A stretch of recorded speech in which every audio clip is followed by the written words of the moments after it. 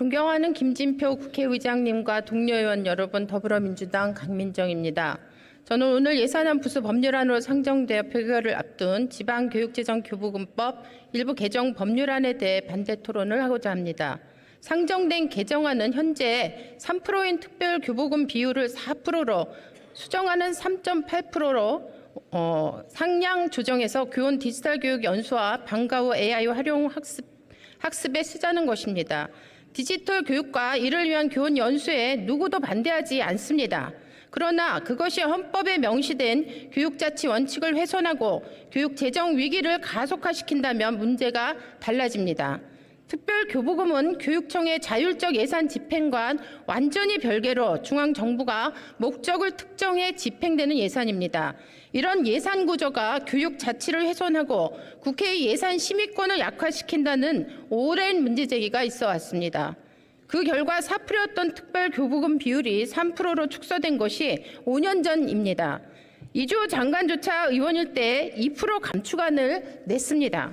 불과 5년 만에 언제 그랬냐는 듯이 꼬리표를 달고 수정안에 따르면 5,500억, 원안에 따르면 매년 7천억에 가까운 돈을 의무 집행하라는 것입니다. 그러나 그럴 필요 없습니다. 전국 17개 교육청은 디지털 역량 교육 강화가 필요하다는 데 동의하고 오히려 과도한 게 아닐까 싶을 정도로 이미 충분한 예산을 집행하고 있습니다. 추가적인 사업이 필요하다면 교육청이 필요한 만큼 보통 교부금에서 자율적으로 편성 운영하도록 하면 됩니다. 국가 차원에서 특별히 더 지원하고 싶다면 고교 무상교육처럼 국회 심의를 거쳐 국비로 지원하면 됩니다. 현행 지방교육재정교부금법 3조 4항에는 관련 법적 근거도 마련되어 있습니다. 그런데도 굳이 교육 현장의 필요에 의해 교사나 학교, 교육감 등이 자율적으로 편성할 수 있는 보통 교부금 일부를 특별 교부금으로 강제 전환하려는 이유를 알 수 없습니다. 특히 지금은 59조 세수 결손으로 인해 세수 연동된 교부금이 파탄 직전입니다. 어쩔 수 없이 교육청들은 대표적인 사업 축소에 나섰습니다. 교육청들이 보유하고 있는 각종 기금을 이리저리 끌었어도 메워지지 않는 지역이 5곳이나 됩니다.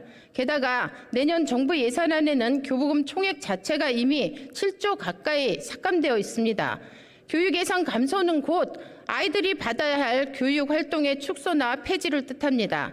상황이 이런데도 아직 도입조차 되지 않은 디지털 교과서 연수와 기업이나 단체에 위탁하는 AI 방과 프로그램을 늘리겠다고 교육청 자체 예산을 한 해 몇천억씩 줄이라는 것은 도무지 받아들일 수 없습니다. 이런 이유로 상임위인 교육위에서도 해당 법안이 논의되었지만 여러 반대 의견 속에 통과되지 못했습니다.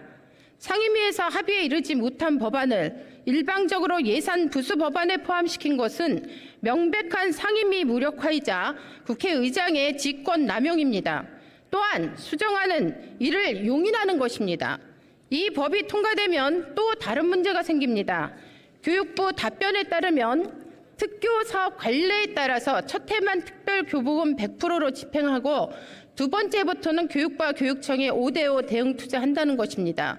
결국 2년차부터는 교육청 자체 예산만 줄어드는 것이 아니라 같은 액수의 대칭 예산이 추가되어 모두 1조가 넘는 예산 감축 결과가 초래됩니다.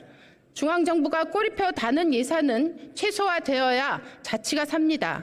그래야 학교 현장에서 아이들에게 꼭 필요한 교육 활동에 단돈 1,000원이라도 더 쓸 수 있습니다.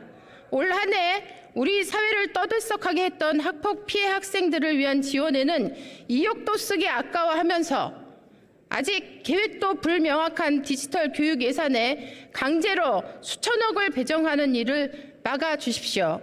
동료 의원 여러분께 아이들 교육을 위해 우리 아이들의 교육 자치에 따라서 집행할 수 있도록 이 법안에 반대해 주실 것을 간곡히 호소드립니다. 경청해 주셔서 감사합니다. 강민정 의원